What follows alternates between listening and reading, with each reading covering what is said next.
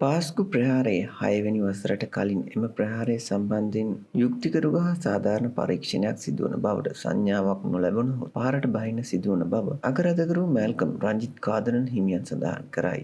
කොළඹ අගරදු මැදුරේදී පැවති සමුළුවක් අමතමින් අගරාධකවරතුමන් මෙසේ සඳහන් කළහ.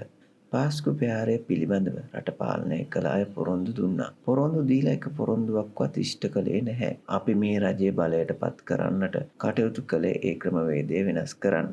නමුත් ඒ ක්‍රමවේදය වෙනස් වෙන්නේ නැත්නම් අපිට ආපහු සැරයක් හිතන්න වෙනවා. පාස්කු ප්‍රහාරය සම්බන්ධයෙන් අපි තාමත් ඉල්ලා සිටින්නේ එදා කටුවාපිටිය දේවස්ථානයේදී ජනාධිපතිතුමා විසින් දෙන ලද පොරොන්දු ඉෂ්ට කරන්න. කටයුතු කරන්න හැකි ඉක්මනින්. ඒ නිසා 6 වෙනි සංවත්සරයට කලින් අපිට මේ පිළිබඳව යුක්තිගරුක සාධාරණ සංඥාවක් නොලැබුණහොත් රජයෙන් අපි කැමති ඒ ගැන සතුටු වෙන්න. නැත්නම් ඉතින් අපිට සිදුවන්නේ නැවත වරක් පාරට බහින්න.